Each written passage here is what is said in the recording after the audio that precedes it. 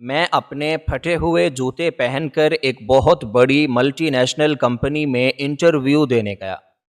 مجھے یقین تھا کہ میری غریبی دیکھ کر مجھے نوکری نہیں ملے گی۔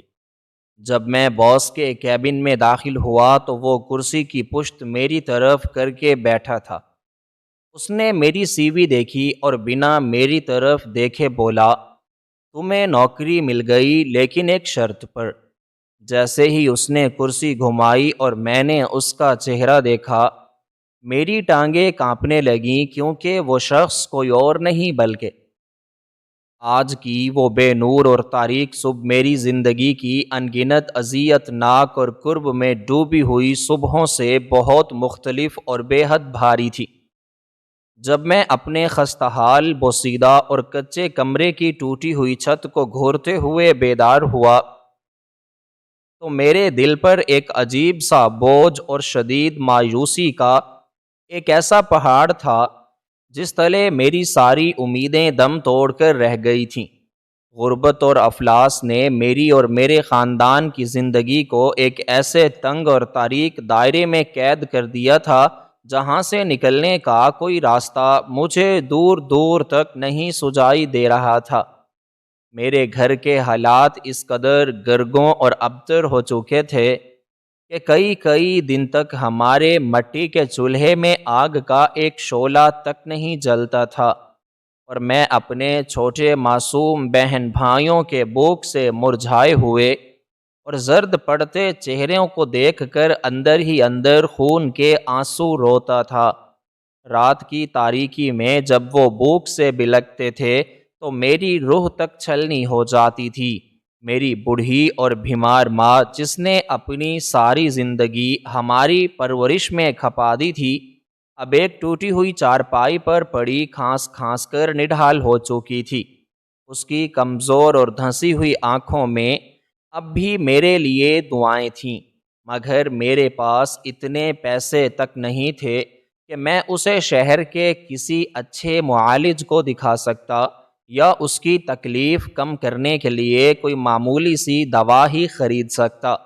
رات بھر میں اسی اثناء میں خوفناک سوچ میں جاگتا رہا تھا کہ اگر آج مجھے روزگار نہ ملا تو میرے گھر والوں کا کیا بنے گا۔ روزگار کی تلاش میں نے اس بے رحم شہر کی خاک چھان ماری تھی۔ گرمی کی تپتی دوپہروں اور سردی کی یخ بستہ شاموں میں در در کی ٹھوکریں کھائی تھیں اور ہر اس دروازے پر دستک دی تھی جہاں سے مجھے محنت مزدوری کے چند روپوں کی کوئی ادنیٰ سی امید بن سکتی تھی، لیکن ہر جگہ سے مجھے صرف دھتکار، حقارت اور مایوسی ہی ملی تھی۔ معاشرے کے ان ظالم لوگوں نے میری مجبوریوں کا مذاق اڑایا تھا اور مجھے در در کا بھکاری سمجھ کر اپنے دروازوں سے دھکے دے کر نکال دیا تھا۔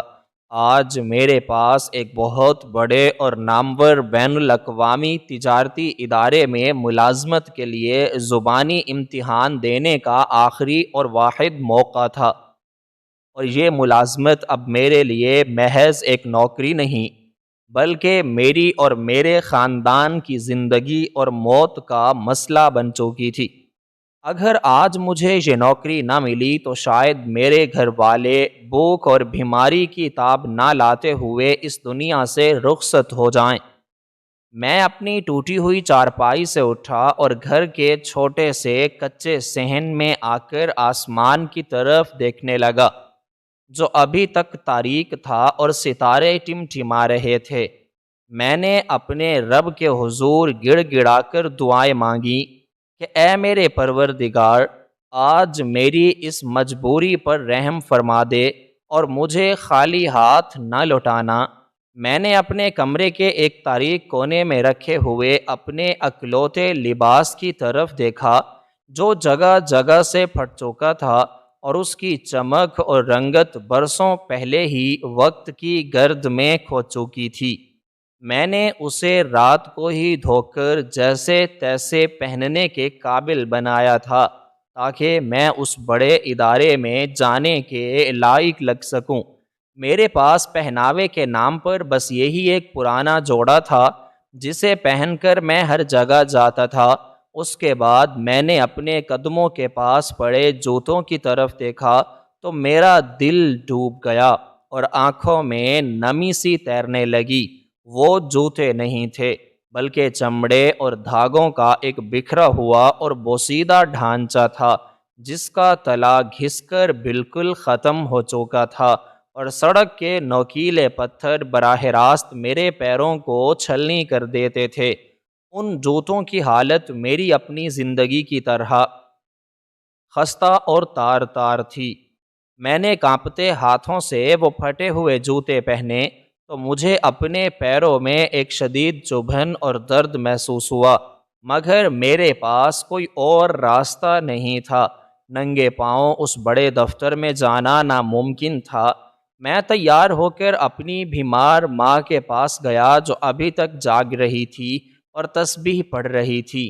اس نے اپنے انتہائی کمزور اور لرزتے ہوئے ہاتھ میرے سر پر رکھے اور مجھے روتے ہوئے وہ دعائیں دیں جو ایک ماں ہی اپنے مجبور بیٹے کو دے سکتی ہے۔ اس نے کہا کہ جاؤ بیٹا، اللہ تمہارا حامی و ناصر ہو، وہ خلوص کی نیتوں کو کبھی رائگاں نہیں کرتا۔ میں نے اپنی تعلیمی اسناد اور کوائف نامے کا وہ بوسیدہ اور پرانا کاغذ احتیاط سے اپنے ہاتھ میں تھاما اور بوجھل قدموں کے ساتھ گھر سے نکل پڑا۔ میرے پاس اتنے پیسے بھی نہیں تھے کہ میں کوئی معمولی سی سواری لے کر اس تجارتی ادارے تک جا سکتا، اس لیے میں نے پیدل ہی وہ کئی کوس کا طویل سفر طے کرنے کا فیصلہ کیا۔ شہر کی پختہ سڑکوں پر چلتے ہوئے میرے قدموں سے خون رسنے لگا تھا، کیونکہ میرے پھٹے ہوئے جوتوں کے بڑے سوراخوں سے سڑک کی سخت رگڑ سیدھی میری جلد پر پڑ رہی تھی اور مجھے ہر قدم پر ایک نئی تکلیف کا احساس دلا رہی تھی۔ لیکن میرے ذہن میں صرف اپنے بوکھے بہن بھائیوں کی معصوم صورتیں اور بیمار ماں کا درد سے بھرا چہرہ تھا جو مجھے رکنے اور ہمت ہارنے نہیں دے رہا تھا۔ میں نے ایک گہری سانس لی اور گرد آلود سڑک پر اپنے ڈگمگاتے قدم جمائے۔ سامنے پھیلا ہوا شہر مجھے کسی دیو کی طرح نگلنے کو تیار دکھائی دے رہا تھا۔ میرے گرد و پیش سے گزرنے والی قیمتی گاڑیاں اپنی تیز رفتاری میں میرے وجود کو جیسے ہوا کا ایک بے وقعت جھونکا سمجھ کر روندتی ہوئی گزر جاتی تھیں، اور ان کے دھوئیں میں میرا دم گھٹ رہا تھا۔ کبھی کبھی تو مجھے یوں لگتا تھا کہ شاید میرے پیروں کا یہ خون اور میری یہ اذیت اس سڑک کے پتھروں تک کو محسوس نہیں ہو رہی۔ مجھے میری ماں کا چہرہ یاد آ رہا تھا اور ان کی دعا جو میرے کانوں میں گونج رہی تھی، مجھے اس اذیت ناک سفر میں دھارس بندھا رہی تھیں۔ مجھے اچھی طرح علم تھا کہ اگر میں آج یہاں ہمت ہار گیا تو کل میرے گھر کے چولہے ہمیشہ کے لیے ٹھنڈے ہو جائیں گے۔ اس لیے میں ہر گزرتے قدم کے ساتھ اپنی ہمت کو مجاہدانہ انداز میں تازہ کرتا رہا۔ میں نے خود کو سمجھایا کہ یہ راستہ صرف ایک انٹرویو تک نہیں جاتا، بلکہ یہ راستہ میری ماں کی دوا، میرے بہن بھائیوں کی تعلیم اور ہماری عزت نفس کی بازیابی کی طرف جاتا ہے۔ میں اپنی بھوک، اپنے زخموں اور اپنے تن پر لگے اس خستہ حال لباس کی پرواہ کیے بغیر اس عظیم الشان عمارت کی جانب بڑھتا رہا، یہ سوچ کر کہ میرا رب میری نیت کے خلوص کو دیکھ رہا ہے اور وہی میری اس کٹھن جدوجہد کا بہترین صلہ عطا کرے گا۔ راستے میں چلتے ہوئے مجھے ہر شخص انتہائی حقارت اور طنز بھری نگاہوں سے دیکھ رہا تھا۔ امیر لوگ اپنی شاندار اور چمکدار سواریوں میں میرے پاس سے تیزی سے گزرتے تو مجھے ایسا محسوس ہوتا جیسے میں اس دنیا کا کوئی انتہائی حقیر، گرا ہوا اور ناکارہ انسان ہوں۔ لوگ مجھ سے دور ہٹ کر چل رہے تھے، جیسے میری یہ غربت کوئی خطرناک اور چھوت کی بیماری ہو جو ان کے قریب جانے سے انہیں بھی لگ جائے گی۔ میں نے ان تمام چبھتی ہوئی نظروں اور خاموش تانوں کو مکمل طور پر برداشت کیا اور اپنا سر جھکا کر صرف اور صرف اپنے مقصد کی طرف بڑھتا رہا۔ چلتے چلتے بالآخر میں اس عظیم الشان اور بین الاقوامی تجارتی ادارے کی فلک بوس عمارت کے سامنے پہنچ گیا۔ اس عمارت کی ہیبت ناک اونچائی اور اس کے شیشوں کی چکا چوندھ دیکھ کر میرے تھکے ہوئے قدم وہیں کے وہیں رک گئے۔ وہ ایک ایسی شاندار اور جدید عمارت تھی جس کے بڑے دروازے پر کھڑے پہرے داروں کے لباس بھی میرے کپڑوں سے 1000 گنا زیادہ قیمتی اور صاف ستھرے تھے۔ میرا دل ایک نامعلوم خوف، شدید گھبراہٹ اور بے پناہ احساس کمتری سے زور زور سے دھڑکنے لگا۔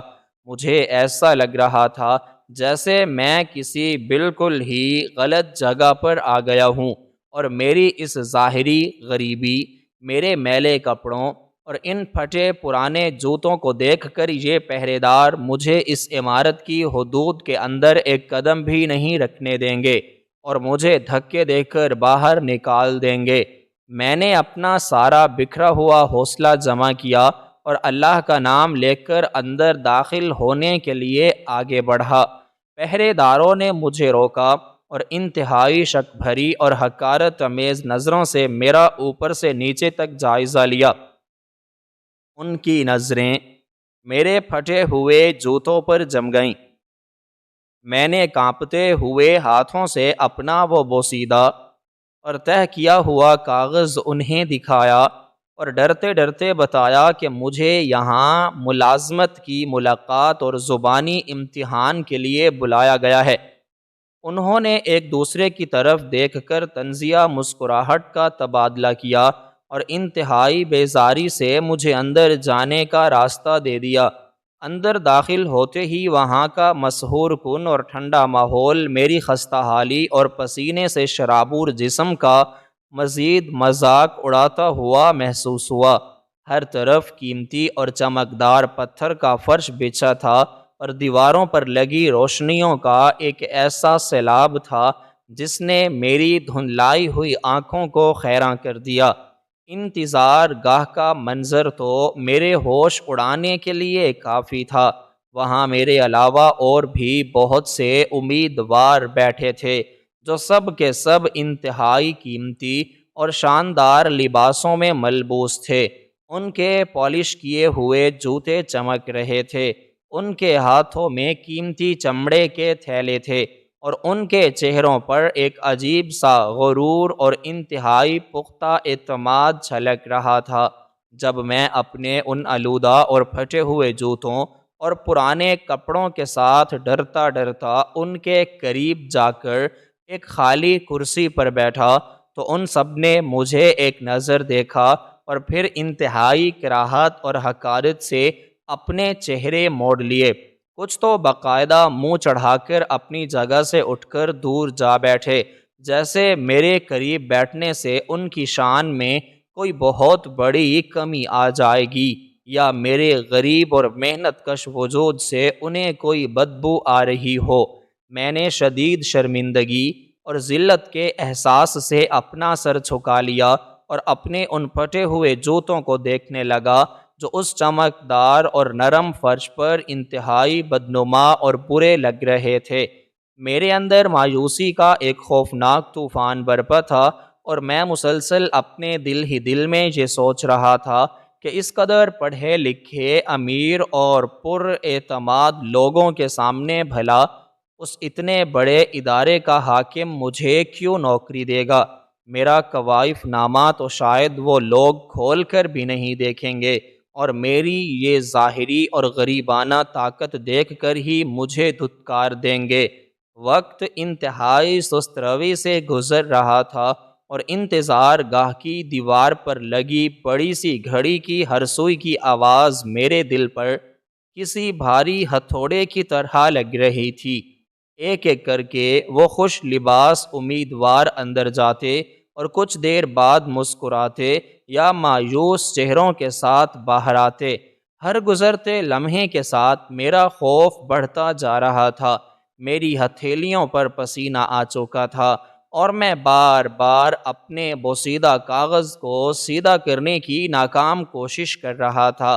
آخر کار وہ لمحہ آ گیا جس کا مجھے شدت سے انتظار بھی تھا اور خوف بھی۔ اندر سے ایک ملازم نے آ کر میرا نام پکارا۔ یہ سنتے ہی میرا دل سینے سے نکل کر سیدھا میرے حلق میں آ گیا۔ میں نے اپنے لرزتے ہوئے اور زخموں سے بھرے قدموں کو بمشکل اس نرم فرش پر اٹھایا اور اس بڑے سے راستے کی طرف چل پڑا جو اس نامور اور عظیم تجارتی ادارے کے سب سے بڑے حاکم اور مالک کے کمرے کی طرف جاتا تھا۔ کمرے کا ایک انتہائی بڑا اور بھاری لکڑی کا دروازہ میرے سامنے تھا۔ میں نے ڈرتے ڈرتے اس دروازے کو دھکا دیا اور اندر داخل ہوا تو وہ ایک انتہائی وسیع اور پرتعیش کمرہ تھا جس کی ہر چیز سے بے پناہ دولت اور طاقت کی بو آ رہی تھی۔ کمرے کے بالکل درمیان میں ایک بہت بڑی اور چمکدار میز رکھی تھی اور اس میز کے پیچھے ایک شخص گھومنے والی بڑی اور اونچی کرسی پر بیٹھا تھا، لیکن اس کرسی کی پشت میری طرف تھی اور وہ شخص کمرے کی بڑی کھڑکی سے باہر شہر کی عمارتوں کا نظارہ کر رہا تھا، جس کی وجہ سے اس کا چہرہ مجھے بالکل نظر نہیں آ رہا تھا۔ میں نے ڈرتے ڈرتے اور انتہائی دھیمی اور کانپتی ہوئی آواز میں اسے سلام کیا اور اپنی تعلیمی اسناد اور کوائف نامے کا وہ پرانا اور مڑا ہوا کاغذ اس کی بڑی سی میز کے ایک کونے پر رکھ دیا۔ اس شخص نے میرے سلام کا کوئی جواب نہیں دیا اور نہ ہی میری طرف مڑ کر دیکھا، بس اس نے انتہائی خاموشی سے اپنا ہاتھ پیچھے کی طرف بڑھایا اور میرا وہ بوسیدہ کاغذ میز سے اٹھا لیا۔ کمرے میں ایک ایسی جان لیوا اور پر اسرار خاموشی چھا گئی کہ مجھے اپنی تیز چلتی ہوئی سانسوں اور دھڑکتے ہوئے دل کی آواز بھی بہت بلند اور گونجتی ہوئی محسوس ہونے لگی۔ وہ شخص چند لمحوں تک کرسی کی پشت کیے میرا وہ کاغذ بغور دیکھتا رہا اور پھر اس نے ایک انتہائی رعبدار، گہری اور پرجلال آواز میں بغیر مڑے کہا کہ تمہارے کوائف میں نے دیکھ لیے ہیں، تمہیں یہ ملازمت مل گئی ہے، لیکن میری ایک انتہائی سخت شرط ہے۔ یہ لفظ سنتے ہی میرے دماغ میں صحیح ہونے لگی اور میرے قدموں تلے سے جیسے وہ قیمتی فرش کھسکتا ہوا محسوس ہوا۔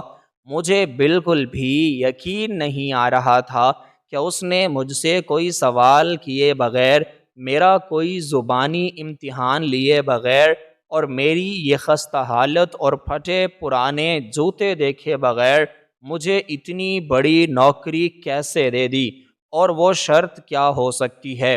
کیا وہ مجھ سے کوئی انتہائی غلط کام کروانا چاہتا ہے یا میری اس شدید مجبوری اور غربت کا فائدہ اٹھا کر مجھے بلا معاوضہ ساری زندگی اپنے غلاموں کی طرح کام کرنے پر مجبور کرے گا؟ میرے ذہن میں ہزاروں خوفناک وسوسے جنم لینے لگے اور میری گھبراہٹ اپنی آخری انتہا کو پہنچ گئی۔ میں نے کانپتی ہوئی اور خوف زدہ آواز میں اس سے پوچھا کہ جناب آپ کی کیا شرط ہے؟ میں غریب ضرور ہوں اور مجھے پیسوں کی اشد ضرورت بھی ہے، لیکن میں کوئی غلط کام نہیں کروں گا۔ میری یہ لرزتی ہوئی بات سن کر اس شخص نے آہستہ سے اپنی وہ بڑی سی کرسی میری طرف گھمائی اور جیسے ہی وہ میری طرف مڑا اور میری نظر اس کے چہرے پر پڑی تو میرے جسم کا سارا خون جیسے ایک ہی لمحے میں منجمد ہو گیا۔ میری ٹانگوں میں کھڑے رہنے کی سکت مکمل طور پر ختم ہو گئی اور میں بے اختیار چکر کھا کر اس بڑی میز کا کنارہ پکڑ کر گرنے سے بچا۔ میری آنکھیں حیرت، صدمے اور شدید بے یقینی سے پھٹی کی پھٹی رہ گئیں اور میرا دل دھڑکنا بھول گیا۔ اس کرسی پر بیٹھے شخص کا چہرہ دیکھتے ہی میرے ذہن کے تمام پردے ایک دم سے ہٹ گئے اور وقت جیسے اسی لمحے تھم گیا۔ میرے سامنے کوئی اجنبی، مالدار یا مغرور حاکم نہیں بیٹھا تھا، بلکہ وہ میرا اپنا سگا اور اپنا جگری دوست ساجد تھا، جس کے ساتھ میں نے اپنی زندگی کے وہ تمام معصوم اور خوبصورت دن گزارے تھے جو آج بھی میری یادوں میں کسی چمکتے ہوئے ستارے کی طرح روشن تھے۔ ساجد کو اس شاندار لباس اور اس عظیم الشان کرسی پر دیکھ کر میری آنکھوں کے سامنے موجود وہ منظر مکمل طور پر دھندلا گیا، اور میرا دماغ مجھے کھینچ کر کئی سال پیچھے ماضی کی ان دھول بھری اور کچی گلیوں میں لے گیا جہاں سے ہماری اس لازوال اور بے لوث دوستی کا آغاز ہوا تھا۔ وہ گاؤں کی کچی اور ناہموار گلیاں جہاں ہم دونوں ننگے پاؤں بھاگا کرتے تھے اور ہمیں دنیا کی کسی فکر یا غم کا کوئی احساس نہیں ہوتا تھا۔ ہم دونوں ایک ہی طرح کے غریب اور انتہائی پسماندہ حالات میں بڑھے تھے۔ میرے اور ساجد کے گھر کی حالت میں کوئی خاص فرق نہیں تھا۔ دونوں کے گھروں میں فاقے اکثر مہمان بن کر آتے تھے، لیکن ان فاقوں اور اس شدید غربت نے کبھی ہماری دوستی کے درمیان کوئی دیوار کھڑی نہیں ہونے دی۔ ہم دونوں ایک دوسرے کے لیے صرف دوست نہیں تھے، بلکہ دو جسم اور ایک جان بن چکے تھے۔ مجھے آج بھی وہ دن پوری شدت سے یاد ہیں جب ہم گاؤں کے چھوٹے سے مدرسے میں ایک ساتھ پڑھنے جاتے تھے۔ ساجد کے پاس اکثر کتابیں خریدنے کے پیسے نہیں ہوتے تھے اور وہ پرانی پھٹی ہوئی کتابوں سے پڑھتا تھا، لیکن اس کا دماغ کسی بھی عام بچے سے 1000 گنا زیادہ تیز اور روشن تھا۔ وہ پڑھائی میں اس قدر ذہین اور لائق تھا کہ گاؤں کے تمام اساتذہ اس کی قابلیت کی قسمیں کھاتے تھے اور کہتے تھے کہ یہ لڑکا ایک دن ہمارے گاؤں کا نام پوری دنیا میں روشن کرے گا۔ مجھے پڑھائی کا کوئی خاص شوق نہیں تھا اور میرا دماغ بھی کتابوں میں کم ہی لگتا تھا، لیکن مجھے اپنے دوست کی اس قابلیت اور اس کی ذہانت پر بے پناہ فخر محسوس ہوتا تھا۔ جب بھی کوئی استاد ساجد کی تعریف کرتا تو میرا سینہ خوشی اور فخر سے چوڑا ہو جاتا، جیسے وہ تعریف ساجد کی نہیں بلکہ میری ہو رہی ہو۔ ہم دونوں مدرسے سے چھٹی کے بعد سیدھے گاؤں کے کھیتوں میں نکل جاتے تھے اور وہاں درختوں کی چھاؤں میں بیٹھ کر اپنے آنے والے کل کے خواب بنا کرتے تھے۔ ساجد ہمیشہ مٹی پر اپنی انگلیوں سے بڑی بڑی عمارتوں کے نقشے بناتا اور مجھے بتاتا کہ جب وہ بڑا ہو کر اعلیٰ تعلیم حاصل کر لے گا تو وہ ایک بڑا افسر بنے گا اور ایسی شاندار عمارتیں بنائے گا جہاں کسی غریب کو دھکے نہیں کھانے پڑیں گے۔ وہ کہتا تھا کہ وہ سب سے پہلے اپنے اور میرے گھر کی غربت کو جڑ سے اکھاڑ پھینکے گا اور ہم دونوں مل کر ایک انتہائی خوشحال اور پرسکون زندگی گزاریں گے۔ میں اس کی ان باتوں کو سن کر مسکراتا اور کہتا کہ مجھے کسی بڑی عمارت یا دولت کی کوئی تمنا نہیں ہے، میری بس یہی خواہش ہے کہ تم اپنی منزل تک پہنچ جاؤ اور دنیا کے سب سے بڑے انسان بن جاؤ۔ ہماری وہ بے لوث دوستی اور وہ بچپن کا خلوص اس قدر سچا اور گہرا تھا کہ اگر ساجد کو کبھی کوئی تکلیف ہوتی تو درد مجھے محسوس ہوتا تھا۔ سردیوں کی وہ یخبستہ راتیں مجھے نہیں بھولتی جب ہم دونوں ایک ہی پرانی اور پھٹی ہوئی چادر میں لپٹ کر گاؤں کی چوپال میں آگ کے الاؤ کے پاس بیٹھے رہتے تھے اور ایک دوسرے کو کہانیاں سناتے تھے۔ ہم نے اپنی ہر خوشی اور ہر غم ایک دوسرے کے ساتھ بانٹا تھا۔ گاؤں کے باقی لڑکے ہماری اس گہری دوستی پر اکثر رشک کرتے اور بعض اوقات حسد بھی کرتے تھے، لیکن دنیا کی کوئی طاقت ہمارے اس رشتے کو کمزور نہیں کر سکی تھی۔ وقت اپنی رفتار سے گزرتا رہا اور ہم دونوں لڑکپن کی دہلیز عبور کر کے جوانی میں قدم رکھ چکے تھے۔ ساجد نے گاؤں کے مدرسے سے اپنی بنیادی تعلیم انتہائی شاندار اور نمایاں کامیابی کے ساتھ مکمل کر لی تھی اور پورے علاقے میں اول بھی آیا تھا۔ اس کی اس شاندار کامیابی پر پورے گاؤں میں جشن کا سماں تھا اور میں اس دن اتنا خوش تھا کہ جیسے وہ کامیابی میری اپنی ہو، لیکن یہ خوشی اور یہ جشن بہت ہی عارضی اور مختصر ثابت ہوا، کیونکہ اب ساجد کی اعلیٰ تعلیم کا مرحلہ آ گیا تھا، جس کے لیے اسے شہر کے ایک بہت بڑے اور مہنگے تعلیمی ادارے میں داخلہ لینا تھا۔ ساجد کی ذہانت کی وجہ سے اسے نامور ادارے میں داخلے کی منظوری تو مل گئی تھی، لیکن جب اس ادارے کی فیس اور دیگر اخراجات کا پروانہ ساجد کے گھر پہنچا تو ان تمام خوشیوں پر جیسے موت کی خاموشی چھا گئی۔ وہ فیس اور اخراجات اتنے زیادہ تھے کہ ساجد کا غریب باپ اگر اپنی ساری عمر کی محنت مزدوری بھی بیچ دیتا اور اپنے گھر کے تمام برتن تک فروخت کر دیتا، تب بھی وہ اس فیس کا آدھا حصہ بھی جمع نہیں کر سکتا تھا۔ ساجد کے باپ نے گاؤں کے ہر مالدار اور ذمہ دار شخص کے دروازے پر دستک دی اور قرض کی التجا کی، لیکن ہر کسی نے اسے دھتکار دیا اور کسی نے بھی اس غریب انسان کی مدد کرنے کی حامی نہیں بھری۔ اس دن ساجد کے گھر میں جو ماتم کا سما تھا وہ آج بھی میرے دل کو چیر دیتا ہے۔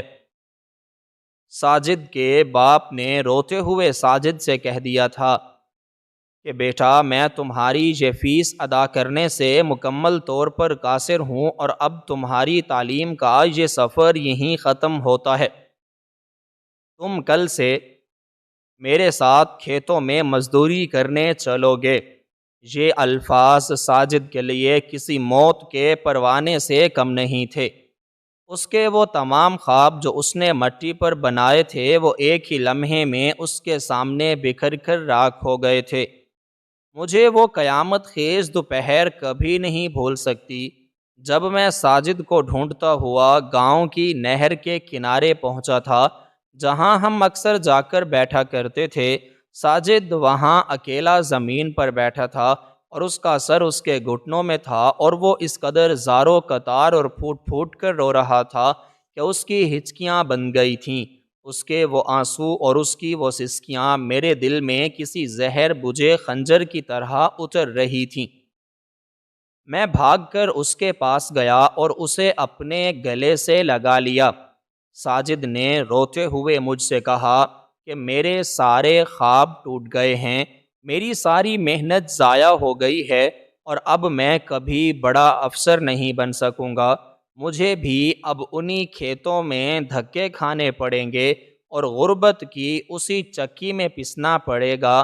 ساجد کا وہ درد اور اس کی وہ بے بسی مجھ سے کسی بھی صورت برداشت نہیں ہو رہی تھی۔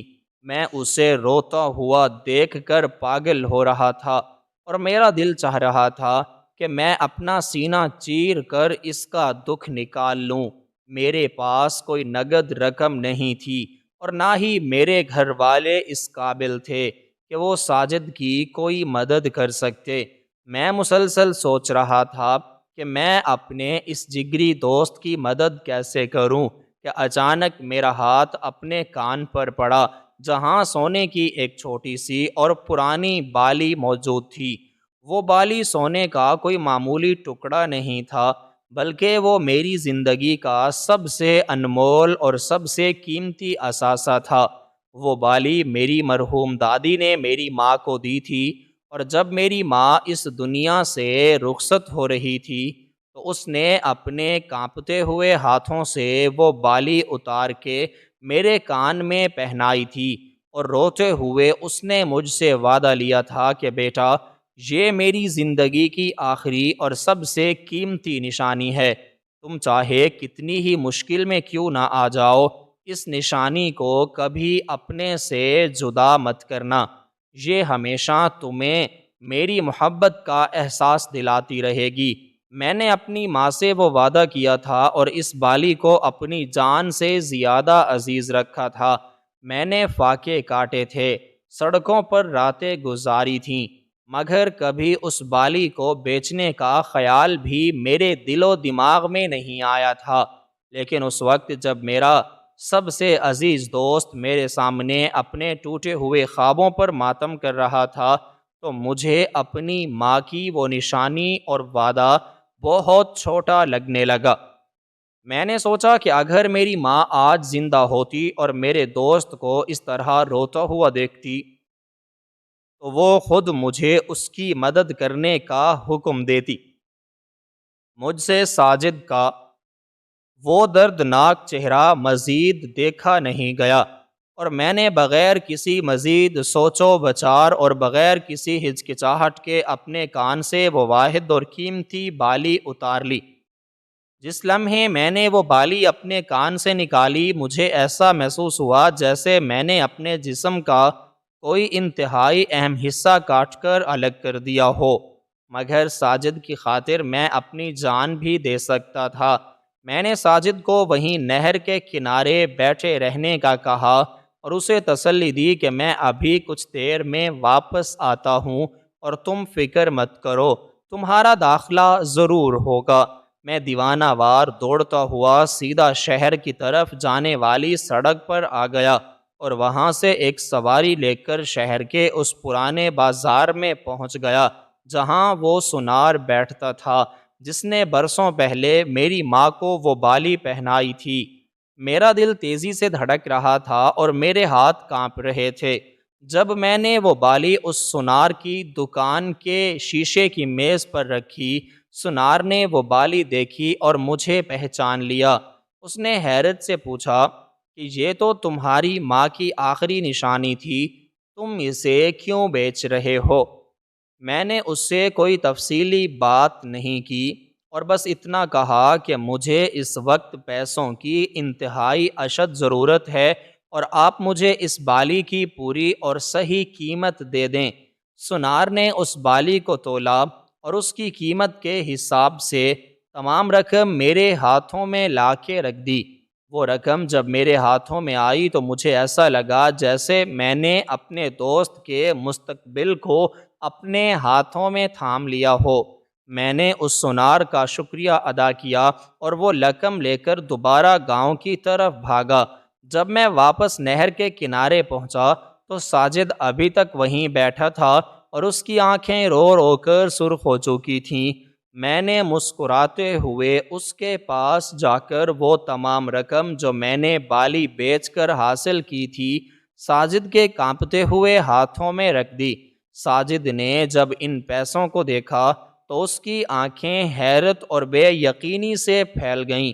اس نے مجھ سے کہا کہ اتنی بڑی رقم تم کہاں سے لائے ہو؟ کیا تم نے کوئی چوری کی ہے یا کسی سے کوئی قرض لیا ہے؟ میں نے ہنستے ہوئے اپنا چہرہ اس کے قریب کیا اور اسے اپنا وہ خالی کان دکھایا جہاں کچھ دیر پہلے میری ماں کی نشانی موجود تھی۔ ساجد کی نظر جب میرے خالی کان پر پڑی تو وہ ایک دم سے سکتے میں آ گیا۔ اسے معلوم تھا کہ وہ بالی میرے لیے کتنی اہمیت رکھتی تھی اور میں نے اپنی ماں سے کیا وعدہ کیا تھا۔ اسے جب اس بات کا ادراک ہوا کہ میں نے اس کی تعلیم اور اس کے مستقبل کی خاطر اپنی ماں کی آخری اور سب سے قیمتی نشانی قربان کر دی ہے تو وہ پھوٹ پھوٹ کر رو پڑا۔ اس نے وہ رقم زمین پر پھینک دی اور مجھ سے لپٹ کر کہنے لگا کہ میں تمہاری اس نشانی کو بیچ کر کبھی تعلیم حاصل نہیں کروں گا۔ میں یہ احسان کیسے لے سکتا ہوں؟ تم یہ رقم واپس لے جاؤ اور اپنی بالی واپس لاؤ۔ مگر میں نے اسے سختی سے روکا اور قسم دی کہ اگر تم نے یہ رقم استعمال نہ کی تو تم میرے دوست نہیں رہو گے اور میں تم سے ہمیشہ کے لیے رشتہ توڑ لوں گا۔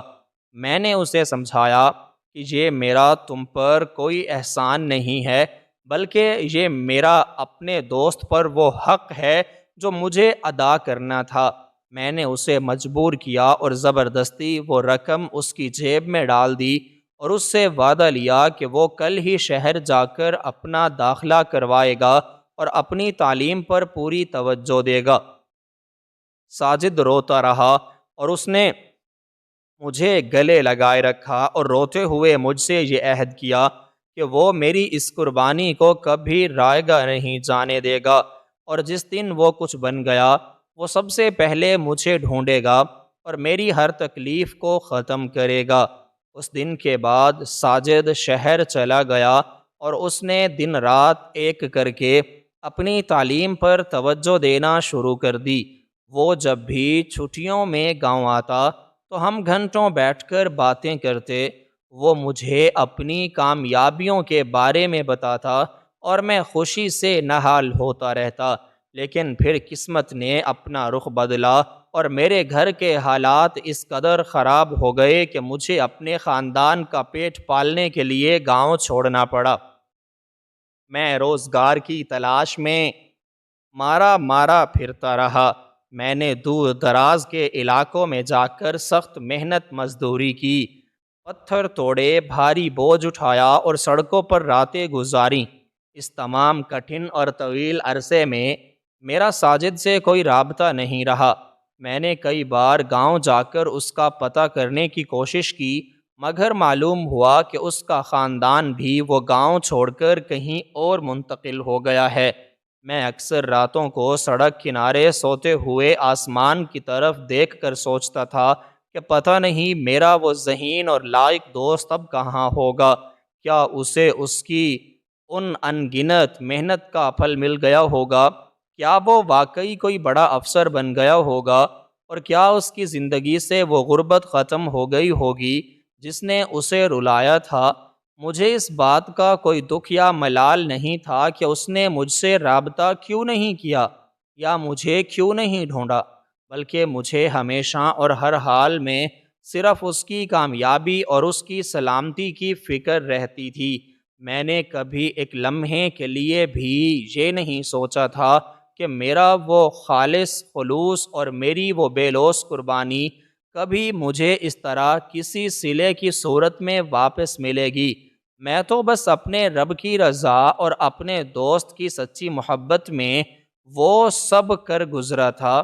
میری وہ ساری پرانی یادیں، میرا وہ بچپن کا دوست، اس کا وہ روتا ہوا چہرہ اور میری ماں کی وہ بالی، یہ سب نقوش میرے ذہن میں ایک طوفان کی طرح ابھرے اور پھر اچانک جیسے کوئی پردہ گرا ہو اور میری وہ تمام ماضی کی یادیں ایک دم سے ٹوٹ گئیں اور میرا ذہن واپس حال میں آ گیا جہاں میں اس پرتعیش اور شاندار کمرے میں کھڑا تھا اور میرے سامنے اس عالی شان کرسی پر وہی ساجد بیٹھا تھا جسے میں نے اپنا سب کچھ دیکھ کر شہر بھیجا تھا۔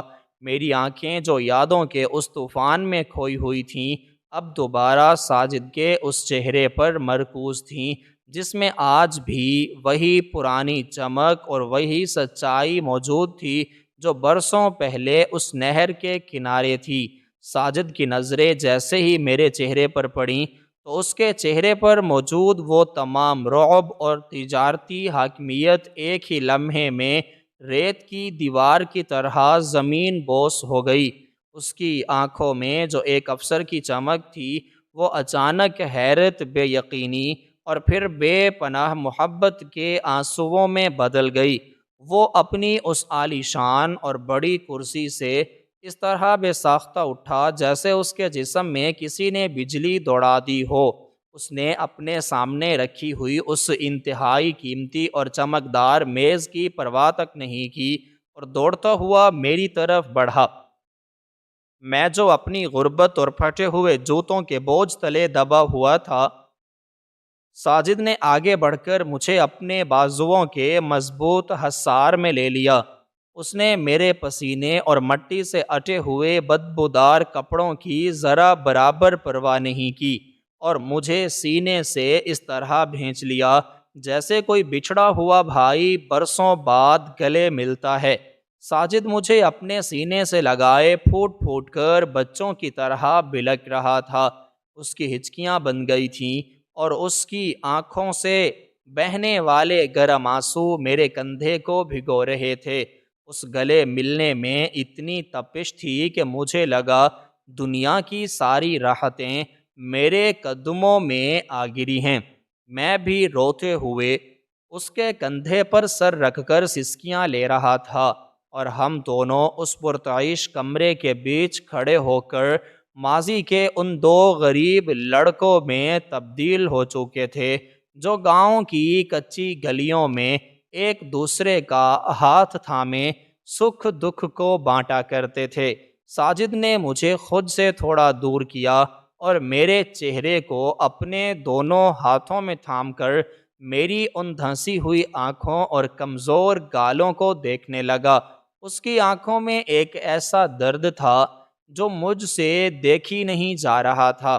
اس نے میرا ہاتھ پکڑا اور مجھے زبردستی اپنی اس عظیم الشان کرسی پر بٹھا دیا اور خود میرے قدموں میں فرش پر بیٹھ گیا۔ میں نے گھبرا کر اور انتہائی شرمندگی سے اپنے پھٹے ہوئے جوتوں کو پیچھے کھینچنے کی کوشش کی، مگر اس نے میرے دونوں پیروں کو اپنے ہاتھوں میں مضبوطی کے ساتھ پکڑ لیا اور ان جوتوں کو دیکھ کر اس کی دھاڑیں نکل گئیں۔ وہ روتے ہوئے بولا کہ تم ان جوتوں اور اس خستہ حالی کو دیکھ کر شرمندہ کیوں ہو رہے ہو میرے بھائی؟ تم نہیں جانتے کہ تمہارے ان قدموں کی دھول میری اس ساری سلطنت اور دولت سے زیادہ قیمتی ہے۔ ساجد نے مجھے بتایا کہ جب اس نے اپنی تعلیم مکمل کر لی تو اس کی سب سے پہلی کمائی سے اس نے سونے کی ایک بالی خریدی تھی تاکہ وہ میرا قرض اتار سکے، مگر جب وہ گاؤں گیا تو میں غریبی کی وجہ سے وہاں پر موجود نہیں تھا۔ ساجد نے میرے کانپتے ہوئے ہاتھ تھامے اور انتہائی عقیدت سے کہا کہ میری اس نوکری کی شرط یہ نہیں تھی کہ تم میرے ملازم بنو گے، بلکہ شرط یہ ہے کہ تم آج اور ابھی سے اس پورے تجارتی ادارے کے برابر کے حصہ دار اور مالک بن کر میرے ساتھ اس کرسی پر بیٹھو گے، کیونکہ میری یہ ساری کامیابی، میری دولت اور میرا یہ مقام در حقیقت تمہارے اس سچے خلوص کا نتیجہ ہے۔ اگر تم اس دن اپنی ماں کی آخری نشانی نہ بیچتے تو آج ساجد کسی کھیت میں دھوپ میں جل رہا ہوتا۔ یہ سارا ادارہ میری نہیں بلکہ تمہارے اس احسان کی مرہون منت ہے، اس لیے آج سے تم میرے ملازم نہیں بلکہ اس پوری سلطنت کے مالک ہو۔ ساجد کی زبان سے ایک الفاظ سن کر میری آنکھوں کے سامنے اندھیرا چھانے لگا۔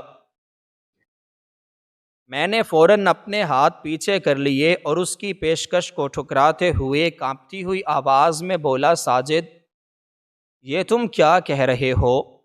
میں یہاں نوکری مانگنے آیا تھا، کسی خیرات یا احسان کے بوجھ تلے دبنے نہیں۔ میں تمہارا دوست ہوں، تمہاری سلطنت کا مالک نہیں۔ مجھے تمہاری دولت سے کوئی غرض نہیں۔ میں تو صرف ایک چھوٹی سی ملازمت کا متلاشی ہوں تاکہ اپنے گھر کا خرچہ چلا سکوں، اپنی بیمار ماں کی دوا لا سکوں اور اپنے بہن بھائیوں کی بھوک مٹا سکوں۔ میں تمہاری اس کرسی کا وارث بننے کے قابل نہیں ہوں۔ میں بس اتنی سی عزت چاہتا ہوں کہ محنت کر کے 2 وقت کی روٹی کما سکوں۔ تم مجھے نوکری دے دو، میں اپنی محنت سے ثابت کروں گا کہ میں اس کے لائق ہوں۔ ساجد نے میری بات سن کر ایک ملال بھری مسکراہٹ دی اور میری آنکھوں میں دیکھتے ہوئے بولا، تم آج بھی وہی پرانے سچے اور غیرت مند بلال ہو جسے اپنے احسان کا فائدہ اٹھانا نہیں آتا، لیکن سنو، یہ سلطنت میں نے اپنی نہیں بلکہ تمہاری اس بالی کی قیمت سے کھڑی کی ہے۔ تم نے تب مجھے اپنا سب کچھ دے دیا تھا جب میرے پاس کچھ بھی موجود نہیں تھا، اور آج میں تمہیں خالی ہاتھ کیسے جانے دوں؟ یہ تمہارا حق ہے، کوئی احسان نہیں۔ تم مجھے انکار کر کے مجھ سے وہ رشتہ مت توڑو جو ہم نے بچپن کی ان کچی گلیوں میں جوڑا تھا۔ ساجد نے مجھے زبردستی اپنے ساتھ بٹھایا اور بات بات میں میری زندگی کے حالاتوں کو کریدنے لگا۔ جب اسے پتہ چلا کہ میری ماں بستر مرگ پر ہے اور میرے بھائی بھوک سے نڈھال ہیں تو اس کی آنکھیں سرخ ہو گئیں۔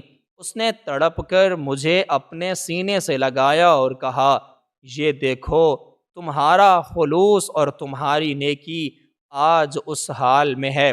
تم نے میری خاطر اپنی ماں کی آخری نشانی تک بیچ دی تھی، اور آج تم میرے سامنے اپنی مجبوری چھپا رہے ہو۔ اس نے فوراً اپنے محافظوں کو بلا کر حکم دیا کہ میرے گھر والوں کو شہر کے بہترین ہسپتال میں منتقل کیا جائے اور ان کے لیے ایک محفوظ گھر کا انتظام ہو۔ میں نے اسے روکنے کی کوشش کی، مگر وہ باضد تھا کہ اب وہ مجھے اپنے سے دور نہیں ہونے دے گا۔ ہم نے باتیں کرتے ہوئے طے کیا کہ اب یہ ادارہ صرف میرا یا اس کا نہیں، بلکہ ہماری مشترکہ محنت کا مرکز ہوگا۔ ہم دونوں نے مل کر عزم کیا کہ ہم اس کاروبار کو ایک نئی جگہت دیں گے، اسے صرف منافع کمانے والی مشین نہیں بلکہ انسانیت کی خدمت کا ذریعہ بنائیں گے۔ میری اس کہانی سے ملنے والا یہ سبق ہماری زندگی کی سب سے بڑی حقیقت ہے، جسے ہم اکثر دنیا کی بھاگ دوڑ میں بھول جاتے ہیں۔ اس سبق کا سب سے اہم پہلو یہ ہے کہ نیکی، خلوص اور بے لوث قربانی کبھی بھی رائیگاں نہیں جاتی۔ انسان جب خلوص نیت کے ساتھ کسی دوسرے کی مدد کرتا ہے، خاص طور پر اس وقت جب وہ خود بھی تنگی کے دور سے گزر رہا ہو، تو وہ عمل اللہ کی بارگاہ میں ایک ایسی امانت بن جاتا ہے جو کبھی ضائع نہیں ہوتی۔ ہم اکثر یہ سمجھتے ہیں کہ ہم نے جو قربانی دی اس کا صلہ ہمیں دنیا میں نہیں ملا، لیکن یہ ہماری کوتاہی نظر ہوتی ہے۔ اللہ پاک اس نیکی کو اپنے پاس ایک محفوظ خزانے کی طرح رکھتا ہے، اور جب بندہ اپنی زندگی کے سب سے تاریک اور کٹھن ترین موڑ پر ہوتا ہے تو وہی نیکی غیبی مدد بن کر آتی ہے۔ میری زندگی کی یہ کہانی اس بات کا زندہ ثبوت ہے کہ میں نے جس خلوص سے اپنے دوست ساجد کی خاطر اپنی ماں کی آخری نشانی قربان کی تھی، میں نے تو اس کے بدلے میں کچھ مانگا بھی نہیں تھا، بلکہ میں تو اپنے دوست کی جدائی کے رنج میں ہی مبتلا تھا۔ لیکن قدرت کا نظام ایسا ہے کہ وہ نیکی کو کبھی ضائع نہیں ہونے دیتا۔ جب میں غربت کی آخری حدوں کو چھو رہا تھا اور جب مجھے یہ لگ رہا تھا کہ میری زندگی اب صرف ذلت اور فاقوں کا ہی دوسرا نام ہے، تب اس سچی نیکی نے میرے لیے کامیابی کے وہ دروازے کھول دیے جن کا میں نے خواب میں بھی تصور نہیں کیا تھا۔ اس سے یہ ثابت ہوتا ہے کہ اللہ تعالیٰ انسان کے ظاہر کو نہیں بلکہ اس کی نیت کو دیکھتا ہے۔ اگر نیت میں لالچ ہو تو نیکی کا اثر ختم ہو جاتا ہے، لیکن اگر نیت میں صرف اپنے ساتھی کی بھلائی اور ہمدردی ہو تو وہ نیکی ایک ایسا درخت بن جاتی ہے جس کا پھل وقت آنے پر پورے گھرانے کی تقدیر کو بدل دیتا ہے۔ دنیا میں دوستی اور رشتوں کی اصل پہچان دکھ سکھ میں ساتھ نبھانا ہے۔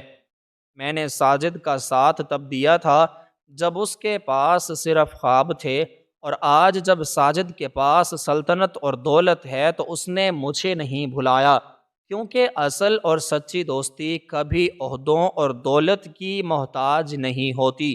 اس انجام نے مجھے یہ سکھایا کہ کسی بھی مجبور انسان کی مدد کرنا دراصل اپنے مستقبل کے لیے ایک ایسا سرمایہ جمع کرنا ہے جس پر کبھی بھی زوال نہیں آتا۔